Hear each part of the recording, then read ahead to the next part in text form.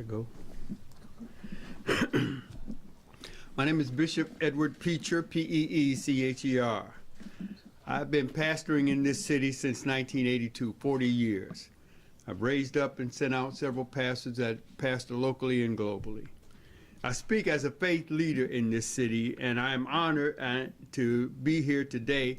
We honor and respect all of the faith expressions in this city, but my calling and my office is to speak to the church in the city of Chicago and to speak to the city from the church. On Saturday, Shondell Holiday lost his life in the park, which was meant to be a jewel for this city, but is now stained by the blood of yet another youth in our city. Mayor Lightfoot will enact policies and attempt to bring calm to our city, and we pray for her and the city council. But our prayers go especially out to the parents of Shondell Holiday and to all the weeping mothers and fathers of our city, for all of the youth who have been gunned down on our streets and in our parks and on our schoolyards and on our front porches and even in the living rooms of their own house. We ask God to have mercy on our city. There are several issues that must be confronted, and if we're going to address the issue of gun violence in this city, and the faith community must be present and fully engaged in that process. But there are some things that must be done that the church in Chicago, if we believe the teaching of the Lord, must do. He said to us, where 2 or 3 are gathered in my name, there am I in the midst. We must gather ourselves in those places of tension, gather ourselves in those places of danger. We must gather ourselves on the streets. We must gather ourselves in the park and gather ourselves in schoolyards. We must leave the 4 walls of our building, leave the Zoom meetings, and gather in the street where we can bring peace. It is time for the church to stand up and make peace happen in the city of Chicago. There are some things that must be done by other agencies, and there are some things that can only be done by the faith community, and I'm calling out to the faith community to be present in our streets, to make peace happen in the city of Chicago. I bring to you Mayor Lori Lightfoot. Thank you, Bishop. I stand before you this morning with an incredibly heavy heart. We know that there was a tragedy that happened at Millennium Park on Saturday night. A young boy, teenager, lost his life. I've spoken to the mother, and she's, of course, totally devastated, as you would expect. I assured her that as a city government, we will be there with her as she commences on this journey of grief that no mother, no parent wants to be on. I spoke to one of the young man's mentors, who shared that this young man had specific aspirations for his life. Now those dreams will be unfulfilled. As Father Mike Flager said years ago, we are bearing too much of our talent and our future in the city as a result of gun violence. It is upon all of us, as Bishop Peacher said, that we have to end this pipeline of young people to the graveyard. I know that many of our young people are looking for a space base to hang out. They're tired of being inside and feeling disconnected, and they just want to be together and have fun. And I have a teenager myself at home, and I understand that desire. And to be clear, our young people have every right to be anywhere in the city that they choose. That's not at issue. The question is how, when, and with whom. We need to make sure that they are safe, and importantly, that our young people understand and respect basic community norms. Respect for themselves, respect for each other. And we must ensure that every one of our residents and visitors, no matter who they are or where they come from or how old they are able to safely enjoy our public spaces. Millennium Park represents a unique situation, as we have seen recently hundreds of young people gather in one place at the same time. And I suspect that the overwhelming number of youth that were in the park on Saturday night were there to enjoy a nice summer evening and a good time. But unfortunately, as we saw, the scene devolved into one of chaos and violence. Anyone coming into our public spaces should have the right to expect to enjoy them peacefully, as well as respect and exhibit basic community norms of decency. And we just simply cannot accept anything less. For that reason, we are taking a number of steps to prevent and mitigate against any further tragedies happening. First, we are imposing new time, place, and manner restrictions on unaccompanied minors at Millennium Park. Starting this Thursday through Sunday, unaccompanied minors will not be allowed into Millennium Park after 6 p.m. Now, I want to be clear. It gives me no pleasure to impose these rules and restrictions. But having exhausted every other opportunity, every other tool and remedy, we've got to go to this next step to make sure that our jewel of Millennium Park is available and open to everyone. Young people absolutely are welcome downtown, but in the evening hours, they must be accompanied by a responsible adult. And we are reminding also parents and caring adults that our city has a curfew that has been in effect since at least 1992. I want to repeat that again. We have a curfew. It has been in effect since 1992. In my day, when the streetlights came on, I knew that I had to be home, no matter the time of year. Right now in Chicago, the curfew for young people is 11 p.m. on the weekends. And this has, as I said, been in place for several decades. We're changing that. Today, I'm signing an executive order to move that curfew back on weekends to 10 p.m.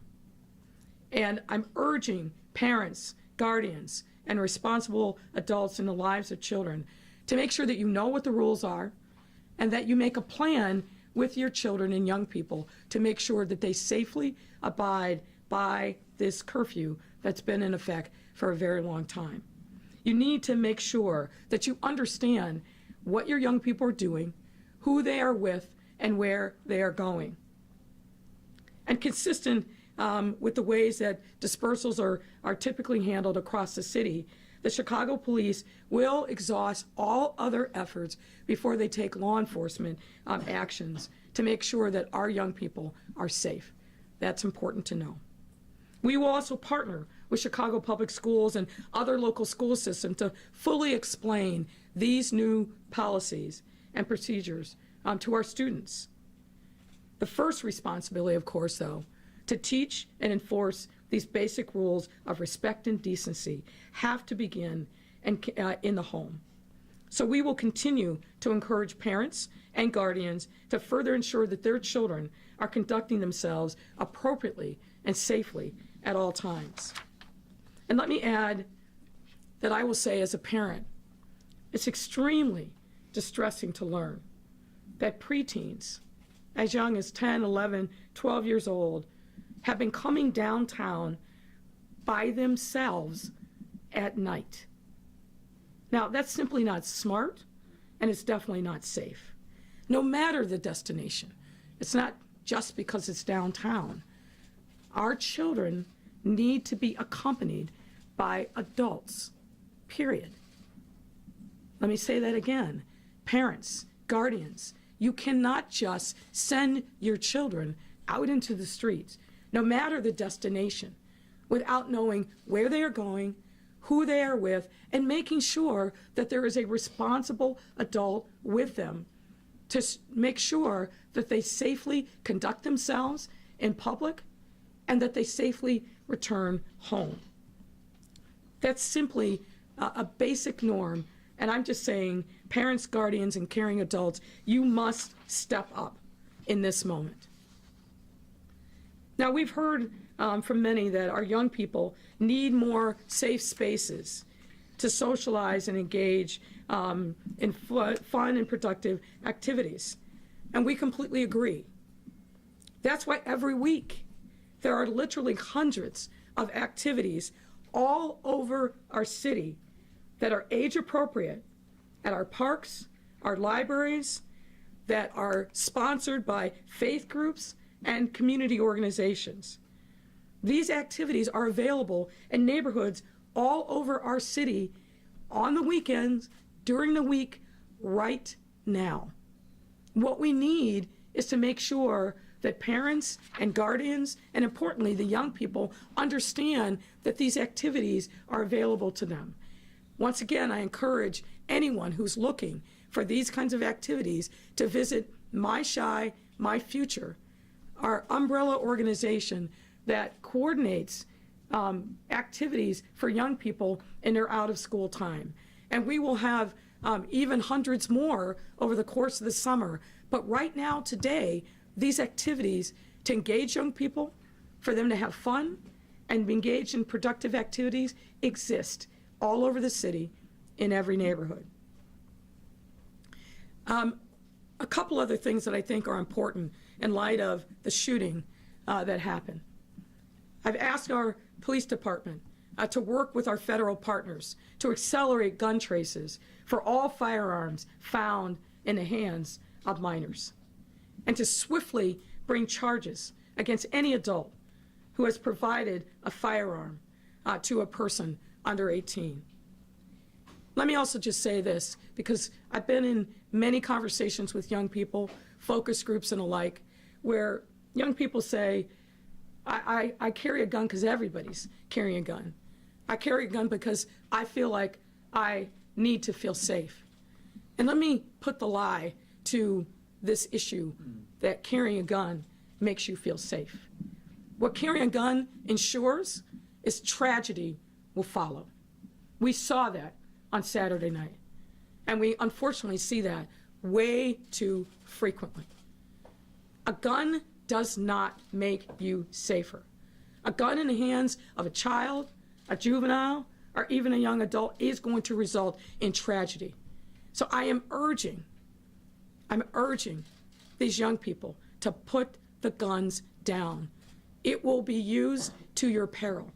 Either you will use it in a way that devastates the rest of your life, or you will take a life that will devastate not only the person who shot, but their family. When a gun is used, that bullet just doesn't hit the target. It has a ripple effect across the community. And we've got to urge our young people to put down the guns. That's absolutely essential. This is a difficult and sad moment, but I'm hoping that with the community members who are here, representative of the community members that are willing to step up in this moment, that we will see a sea change in our city. We desperately need it. This has been a very difficult time for our young people. There's no ifs, ands, or buts about it. And the thing I want to make sure doesn't get lost, that the vast majority of our young people in this city are fantastic. They're smart, they're innovative, they're doing incredible things to contribute to their schools, their communities, and to our city. I don't want that to get lost. We can't paint with such a broad brush. And I encourage members of the media to show our young people in their true light, because there are tremendous things that are happening in this city because of and driven by our young people. But we also know that the trauma that they have experienced pre-pandemic, exacerbated by the pandemic, is real. We've got to set the standards and give these young people who are vulnerable, who are at risk, a way to come home. A way to come home. That's absolutely essential. Now I'm going to ask Commissioner Aaron Harkey of DCASE to step forward and share a few words about the new standards that will be in place at Millennium Park. Commissioner?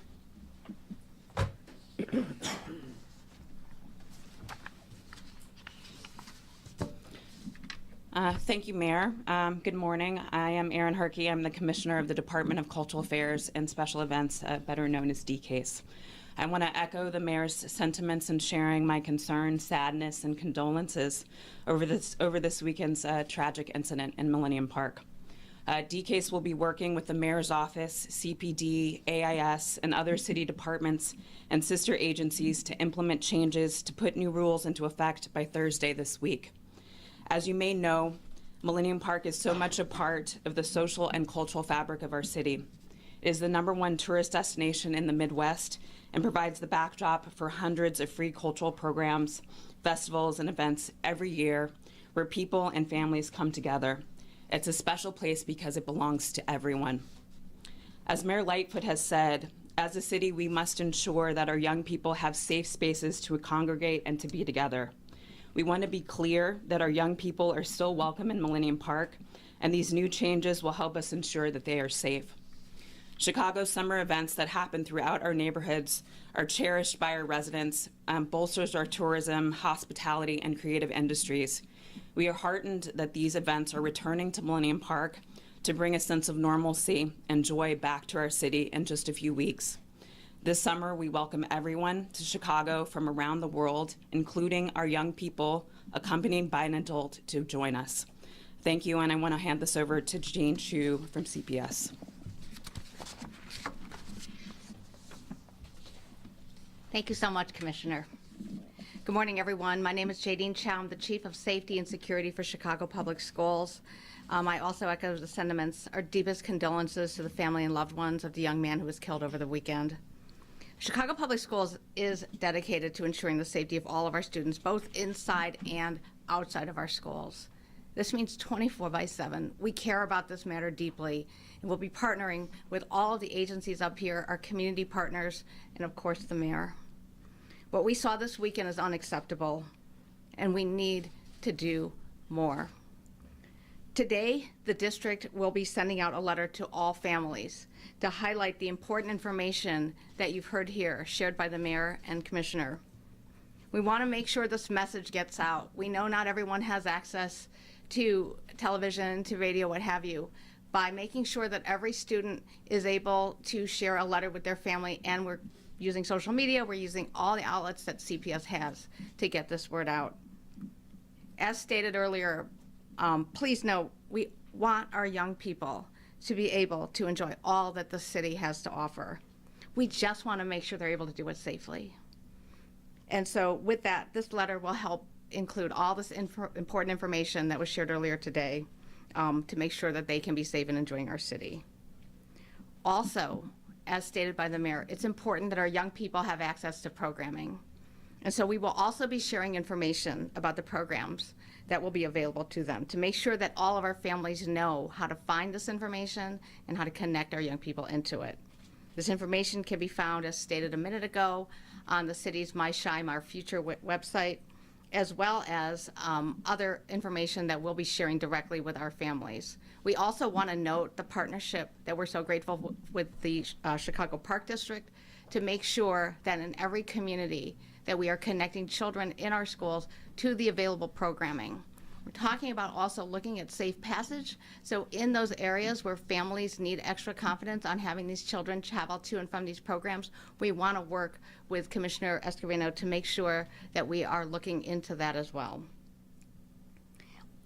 Lastly, as far as CPS, we are releasing a video today that is made up of representatives of our amazing principals at Chicago Public Schools and our CEO, Pedro Martinez, to help remind our students how much we love them, how important they are to all of us, and how we want to partner with their entire families and the city to make sure that we can keep them safe. We know it is also critically important to engage the voices of our school communities. We always, within CPS, want to make sure that we are centering the voices of those most impacted, and that is our students. In the coming weeks, we will be engaging with students and parents, our local school councils, our community action councils, our staff, and our principals to make sure that they are a part of this important conversation. We need everyone's participation to continue to solve and work on this challenge so that we can build upon the important work that has already been laid down, but now we have to step up. We know that together, by working with our young people, with our families, with our communities, with our city agency partners, and of course with the mayor, we can achieve this goal of keeping our young people safe. Our young people are counting on us. We appreciate your support in getting this message out. With that, I'm going to turn it over to the Managing Deputy Commissioner of Department of Family Support and Services, Frankie Shipman-Amuo.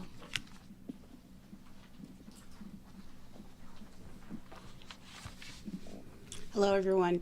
I'm Frankie Shipman-Amuo, Managing Deputy Commissioner for Department of Family and Support Services. We want to echo the sentiments of Mayor Lightfoot and express our condolences to the family that is grieving. We recognize our responsibility to ensure that young people have access to experiences that will help them explore their interests, develop their passions, and build their own pathways to the future. Under Mayor Lightfoot's administration, we have developed new programs that are specifically focused on young people coming together to make a difference in their communities. One of these programs, which was created last summer, is the My Shy Kickback series. These kickbacks were designed to empower youth to create teen-centered spaces in their communities, spaces built for youth, by youth. Last year, 375 teens worked with 15 community-based organizations to hold 150 events that drew over 12,000 people. The teens told us they wanted to keep it going, so we continued into the fall, and kickbacks were held during winter break, and even more success. We have dedicated over $5 million of the federal funds we are receiving to enable these kickbacks to take place throughout the summer and year-round. The tragic event of the weekend tell us that we need more safe spaces like this, spaces where youth are welcome, where they get to have fun, and where they are safe. In addition to the kickbacks, I want to lift up the fact that our summer jobs and Chicago Youth Service Corps programs are still accepting applications. These programs provide youth with opportunities to explore interests and build skills at the same time. $54 million in federal funding has enabled us to provide youth with jobs where they earn up to $1,800 this summer. In collaboration with our public, private, and nonprofit partners, we have over 15,000 paid opportunities for youth ages 14 to 24. This is so young people can learn and apply what they're learning. They can still apply now at onesummerchicago.org. Finally, we've worked hard to make it easier for youth and families to find things to do. The My Shy, My Future website houses all of the city's programs and many of the programs provided by our amazing youth-serving community-based organizations. Over 7,000 programs can be explored by age, location, type, right now by going to myshy.myfuture.org. Community, opportunity, and purpose. These are the key ingredients to unlocking potential in our cities and our neighbors. We thank Mayor Lightfoot for her leadership and all of our partners for their steadfast resolve in addressing safety from a community-wide perspective. I would now like to introduce Rosa Escareno, Superintendent and CEO for the Chicago Park District. Thank you, Mayor. The well-being and safety of Chicago's children and families is the cornerstone of the Chicago Park District. We want families to know that the parks across the city offer a menu of programs and events and an array of wonderful opportunities for all to enjoy in their local park, all literally about 10-minute walk from your home. Last week, we opened registration for our summer programs, including day camp, teen camps, and other programs to keep youth active. As the mayor said, There are literally hundreds, if not thousands, of wonderful opportunities right in the neighborhood for our young people. And we want to make sure that we are doing a better job of reaching out and extending this information and making sure that families and kids know that they're there. But I will tell you that this tragic situation this weekend, and our hearts go out to the family and the loved one of this young man, but as well as the many kids throughout the city that are often finding themselves in really tough situations. We want to remind you that we have brilliant, amazing young people doing incredible things at their local parks. They're our community heroes. We must lift them up. We must remind other young people that there are wonderful opportunities and alternative safe places and wonderful things that they could be doing.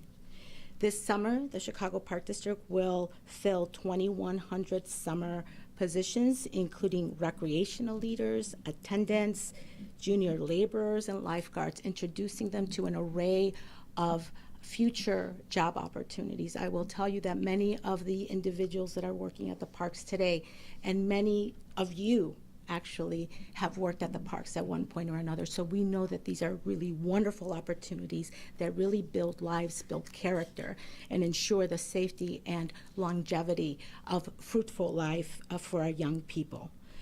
In the coming days, we will also celebrate the 10th anniversary of our Night Out in the Parks. This summer, the series will bring more than 700 cultural events, including movies and concerts and theatrical performances to neighborhood parks. And all of them are free. And all of them are within literally a couple of blocks from your home. Also, remember that the parks are a destination of respite and healing.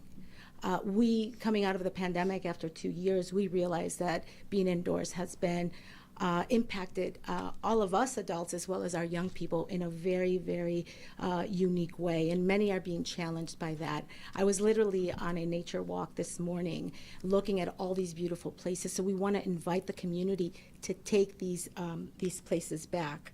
And so with that, I just want to make sure that we're all enjoying this summer and that you embrace the local community and the local parks. And I just want to talk to the kids because I, like the mayor, also have a teen. I ask teens to put down your guns and pick up a basketball. Put down the guns and pick up a soccer ball.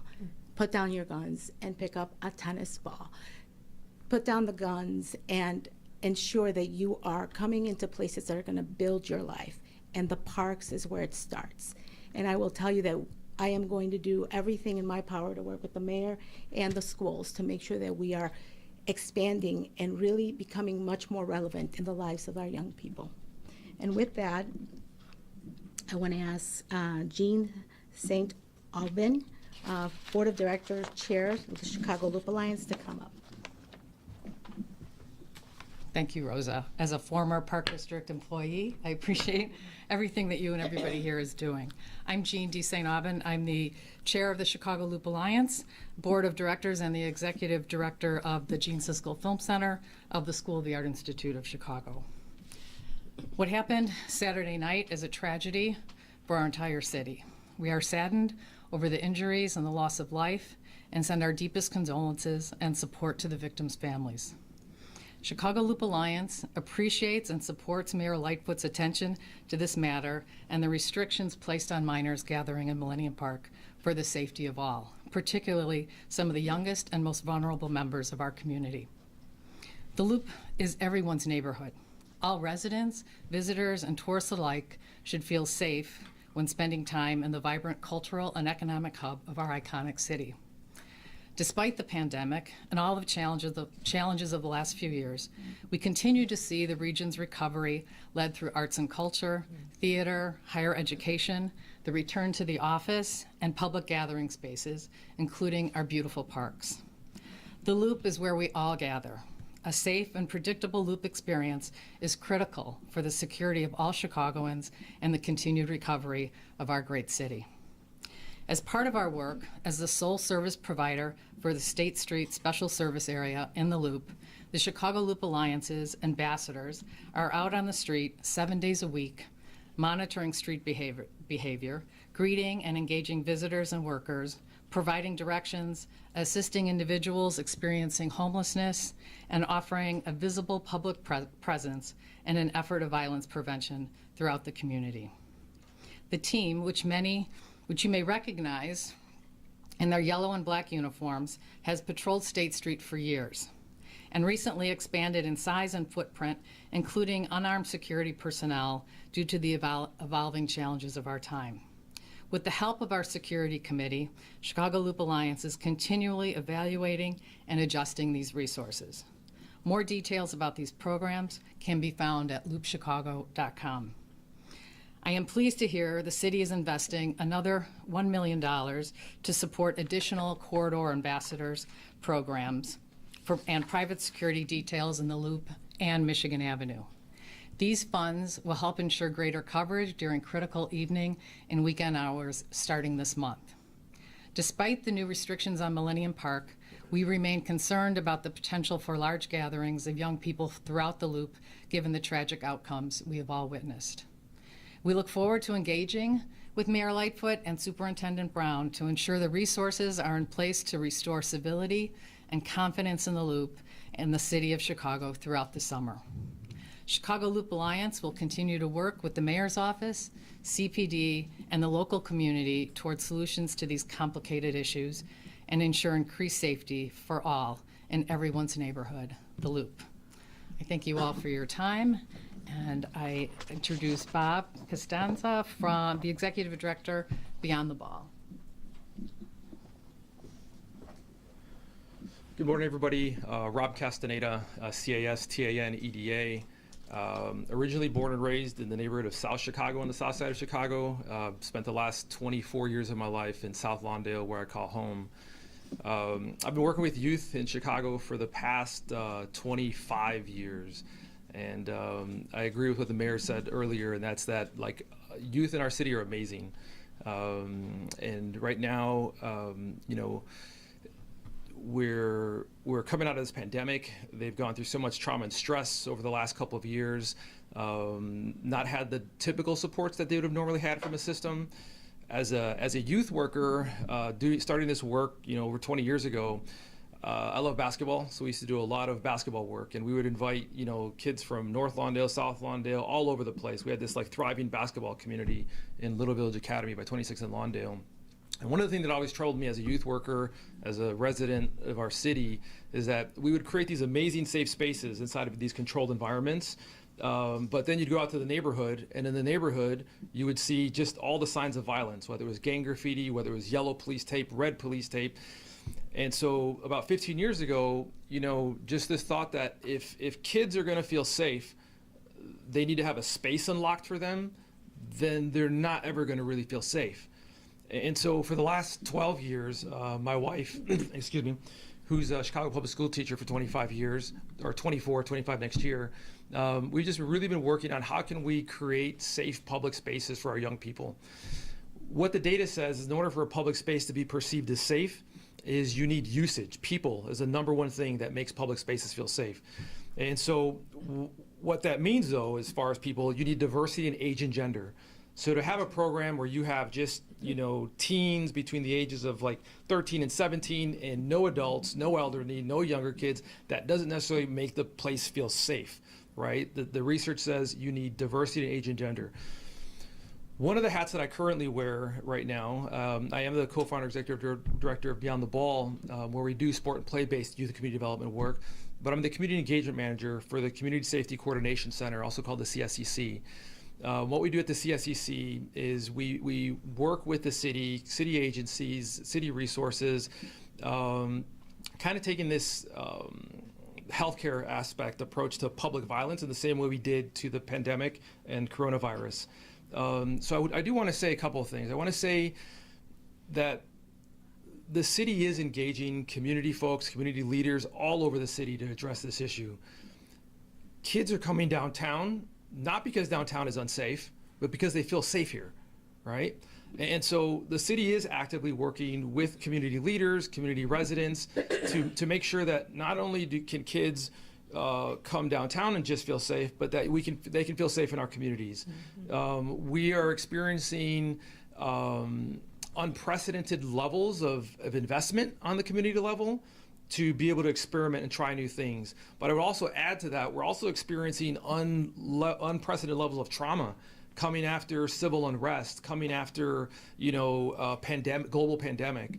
And so while I know it's very easy for people who are on the sidelines to maybe criticize, I would also add that the hand is extended to partnership.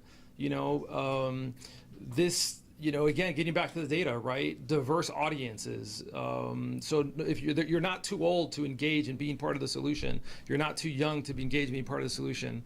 So I'll stop right there, but just, to the city of Chicago, right? We're all a part of this. We're in this together, right? You hear the term stronger together a lot recently, right? Coming out of a pandemic. And that's true. We are stronger together.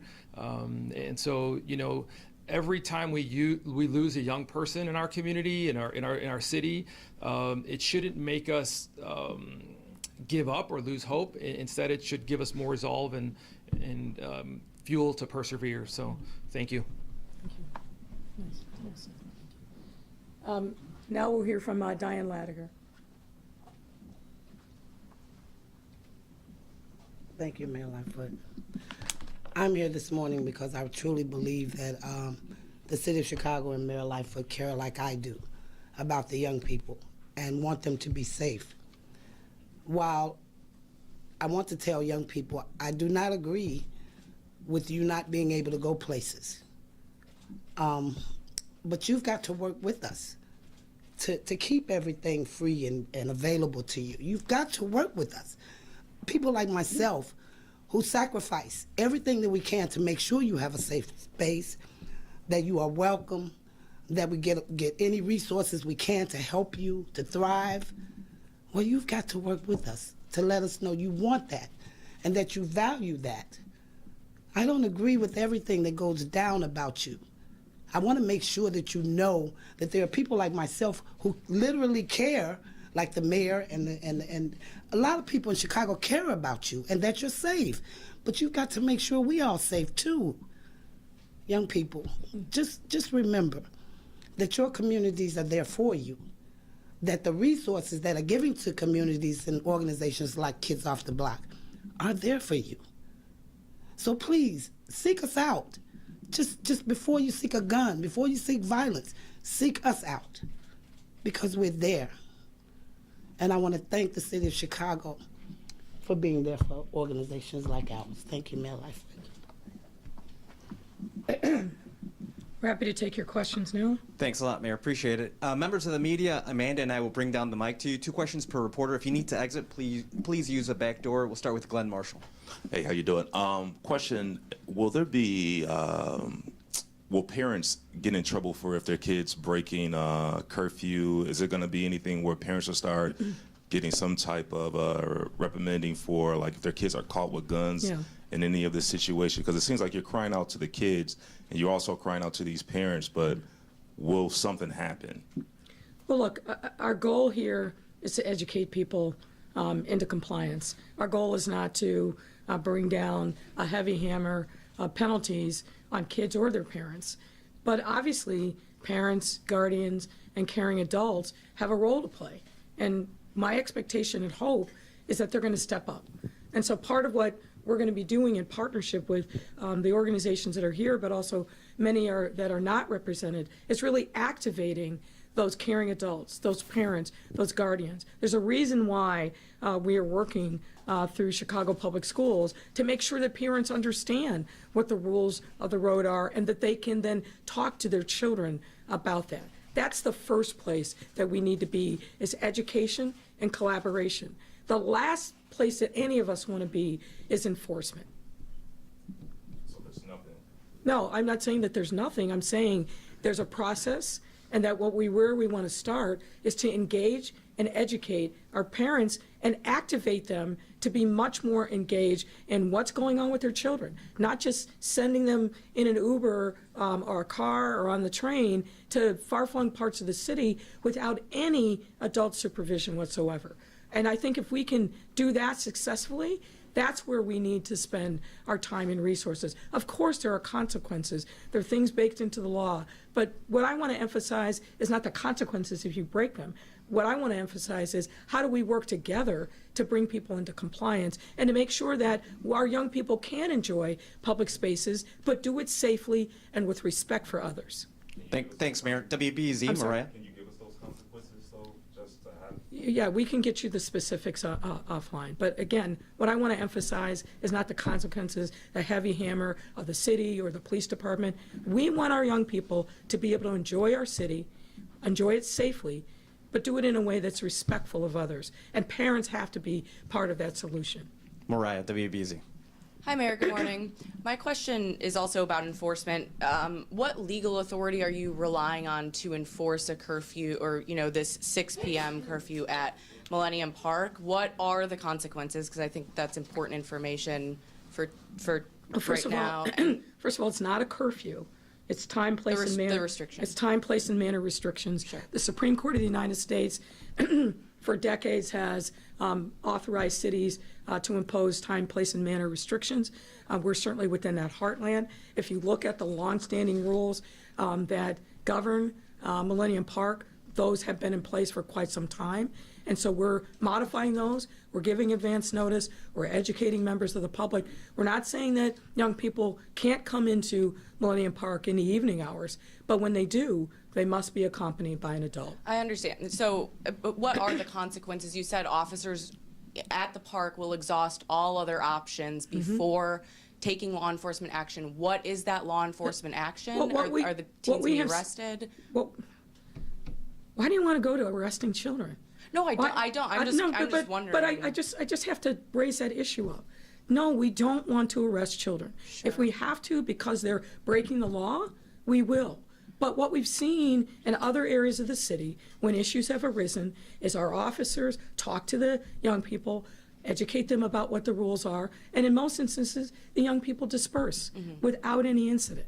That's what we're hoping will happen. Okay, yeah, I'm just trying to get an idea of what that process looks like when. The process is we'll have appropriate signage all over the park. We're going above and beyond to make sure that we are educating young people, parents, the faith community, community-based organizations, so everyone knows what the rules are.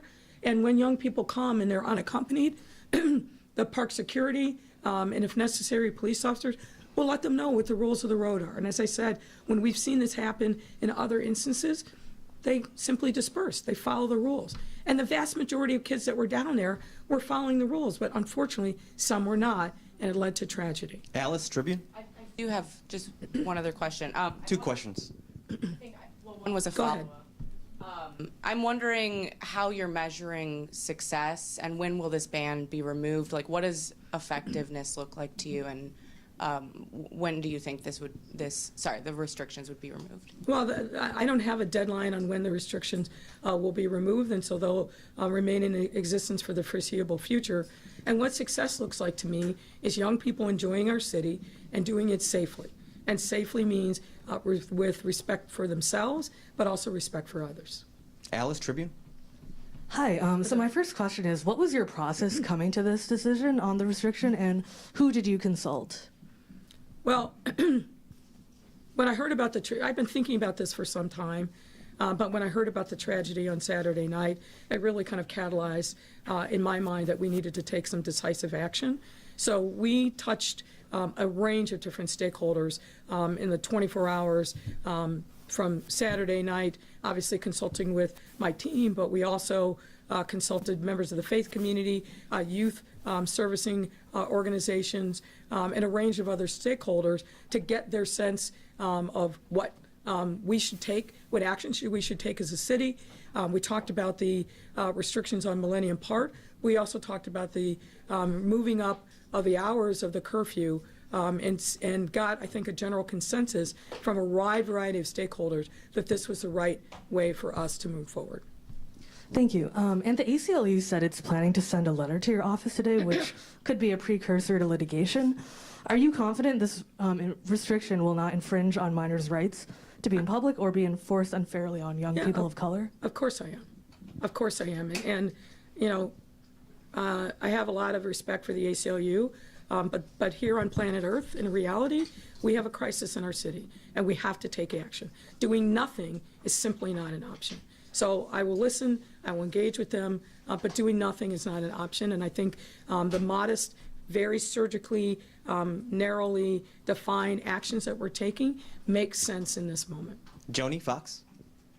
So the kids are responding to these invitations on social media. What's the plan for when these gatherings move to other popular places in other neighborhoods? Well, we are obviously on open sources following these invitations. I'm concerned, frankly, that this particular one was from what is called a ghost account, meaning a phony email, phony phone number. So we're working with social media platforms to identify and take down those kinds of sites. And we've been, I think, relatively successful in identifying the young people that are involved in these postings, going to them, talking with them, talking to other schools and principals to get them to understand the consequences of their action. And when we've done that, I think, and Jadine can speak to this more specifically, and I'll invite her up, I think we've seen that the light bulb goes off and they recognize, oh, this is a bigger thing than what I thought it was. So we're obviously going to be monitoring very carefully to see if there are calls for young people to gather in other areas of the city, and we'll respond accordingly. Jadine? Just following up on what the mayor was just saying in terms of how we handle social media with regards to large gatherings, we receive information from other young people. So this is not me up there looking for this information as much as it is our young people who know what's going on. They've seen, this is not the first weekend where we've had situations kick off after a bunch of young people have come downtown, and they don't want to see what happens if someone gets hurt. They see this as their city as well. I meet with a lot of young people all the time, and they ask us, what are we doing about this? Because this is a reflection on them. This is a reflection, they're making us look bad. Like, these are the kind of reactions that we hear. And so what we want to do when someone brings something to us, it's not at all about getting anyone in trouble. This is not about a consequence in that way. We want to sit down with the young person, sit down with their parent, and talk about, do you know what this might result in, and how do you feel about that? And as the mayor just said, 100% of the time, the young person says to us, I didn't see it that way. I thought it'd be fun. And so then we work through that. But I just want to emphasize, this is not about any type of enforcement as much as it is a partnership with our young people. And so, as with everything we do, safety is about relationships inside of the schools, across our city. And we encourage, young people, parents, to talk to us, work with us, we'll work with you. And that's how we're going to keep our children safe. Heather, WTTW. Hi, Mayor. I want to turn to the remap for a minute. In January, you told reporters, hang on, I'm going to pull it up. If you look, quote, if you look at the ward boundaries, they don't make any sense and they don't respect neighborhood boundaries. I think we can do better than what the current map looks like. With the 36th ward being turned into a narrow strip along Grand Avenue, do you think that you have achieved that goal with this map? Let me push back on, I think, a mistaken assumption in your question. It's not that I've achieved any goal. I didn't draw any lines. I wasn't in the map room. My narrow participation down the stretch was to create an environment in which the parties could come to some kind of reasonable compromise and avoid a costly and frankly wasteful referendum. Latino Chicagoans make up about a third of the city's population, slightly more than Black Chicagoans. Why then will you sign a map with 14 wards with a majority of Latino voters and 16 wards with a majority of Black voters? How is that fair to Chicago's Latino community? Well, I think you got to ask that question of the Latino council members who signed on. This map, as I understood it, was drawn by members of the city council. And it has an overwhelming majority of the members signing off on this map. So it's not for me to veto a map and throw the process back into chaos. So this is uniquely and supremely a city council exercise. They have come to a consensus. We'll see what happens at the city council meeting. But if a majority, the requisite 41 or more, sign off on this, then it's them saying we've come to an agreement as to what we think the ward boundaries are. ABC 7. Mayor, going back to the Millennium Park situation, if there don't seem to be any significant consequences for kids who would violate this, what is the deterrent value of just talking to them? Well, again, let me push back on your assumption. Our experience in other parts of the city is that when we do place certain restrictions on access, and particularly that you've got to be accompanied by an adult, the young people comply. Simple as that. So our hope is that examples that we've seen in other instances across the city will hold here at Millennium Park. My interest is not rounding up young people and throwing them in the back of a wagon. That's not what this can or should be about. It's about making sure that we are enforcing community norms, that our young people and their parents understand that, and that they abide by them. And my expectation is that the vast majority of our young people will do just that, and that there isn't going to be a need for enforcement action. But as you saw last weekend and in other instances, when young people have not abided by clear directions on how they have to conduct themselves in public, we're not going to hesitate to take action. But the emphasis on lock them up and throw away the key, as I'm hearing from many of the questions this morning, really misses the point. The point is to create safe spaces for all of our residents all over our city to be able to enjoy these public spaces safely and with respect for others. That's the objective. I don't think any of the questions talked about locking them up and throwing away the key, just for the record. Some of your political rivals have suggested that this is only going to push the problem into other neighborhoods. And is that fair to the other neighborhoods to enforce in one area and then leave others vulnerable to the same kind of incidents? Well, you made the point, right? Political rivals. It's the silly season. So people are going to say and do outrageous things to have you say such and such said X, Y, Z and get their name recognition up. I'm not going to respond to that kind of silliness. What I'm focused on is making sure that we take affirmative steps to create safe spaces all over our city for our young people, our families, and our visitors. That's what I'm focused on. Jorge de Santiago, Telemundo, Mayor. Good morning, Mayor. This morning, question is for Rosa Escareño. Yes. ¿Puede hablar de todos los programas que están disponibles y todo lo que están haciendo ustedes para tratar de llegar a los jóvenes de esta ciudad? Sí, primero quiero dejarles saber a los padres y a los jóvenes que hay bastantes oportunidades, que la prioridad de la ciudad y del Distrito de Parques es que todo el mundo tenga un verano exitoso y sin ningún problema. Pero tenemos varios programas en los parques. La semana pasada comenzamos la inscripción de todos los programas de verano. Entonces hay programas de campestre de verano en todos los parques. Estamos también ofreciendo empleo para la juventud. Los jóvenes de 16 años en adelante pueden obtener un trabajo con el Distrito de Parques que paga a lo mínimo 15 y más arriba de 15. Tenemos muchos programas no solo para los jóvenes, que en todas las como 250 locales hay programas, pero la semana próxima vamos a anunciar el programa de Night Out in the Parks, que es el programa que trae películas, eventos de teatro, eventos de música a todos los parques. El enfoque de hoy es asegurar que los jóvenes y las familias tienen varias opciones y nosotros sabemos que entre más familias salen y están en los parques o en estos lugares seguros, hay una oportunidad para que la juventud también esté protegida. Stephanie, Gracias. Thank you, Commissioner. Stephanie, ABC 7. Thank you, Mayor. So what do you say to folks who see this incident and have fears about coming downtown?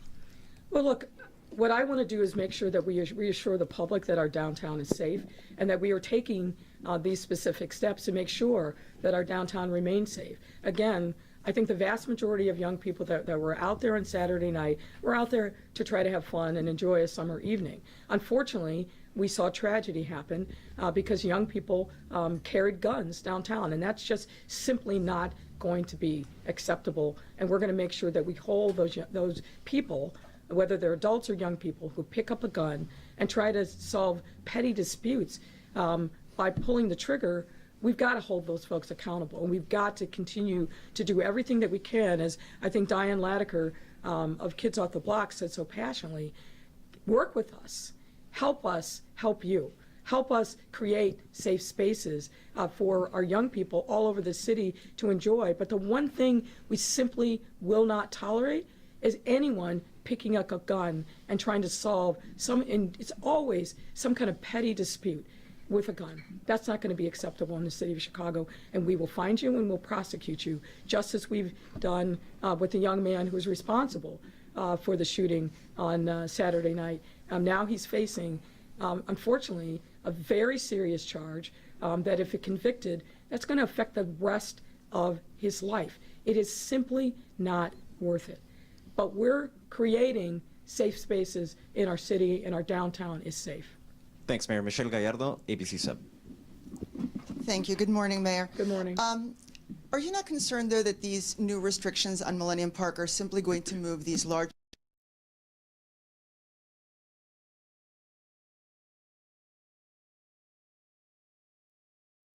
being taken, other than obviously monitoring online, to prevent this from happening as you may start to see it? Mm-hmm. Well, first of all, you mentioned Navy Pier. Navy Pier has had these kind of restrictions for quite some time. So I don't expect it to spread there, but I get your point. If we were just doing these time and place restrictions in Millennium Park, then that might be a concern. But my hope is that the other things that we are doing, which is engaging CPS students and their parents, engaging members of the faith community, community-based organizations, and really, I think, mounting a full-throated campaign to encourage our young people to engage in productive activities, hundreds that are available every week in every neighborhood across the city, that we're not going to continue to see what we've seen, but obviously we'll adjust and monitor that. But I want to emphasize again that every single week, including the weekends, our parks, our libraries, our schools, our community-based organizations have a range of different fun and productive and safe activities for our young people and their families to engage in. So we've got to make sure that we continue to lift up those opportunities. Let me say again, My Shy, My Future is a great resource because it literally lists every activity that's available across the city for young people and their families to engage in their out-of-school time. So we've got to continue to drive home that message of availability of these activities. And I think if we do that and do that right and use the opportunities that we have through CPS, through the other school districts, we're not going to see a massive gathering elsewhere. Now, again, we've got to be diligent. And if we see that, then we'll respond accordingly. But my hope is that we lower the temperature, remind young people there's lots of fun things to do all over the city, and that we encourage them to engage in these fun, productive activities elsewhere. Thanks a lot, Mayor. That's a wrap. Thank you, everyone. All right, thank you.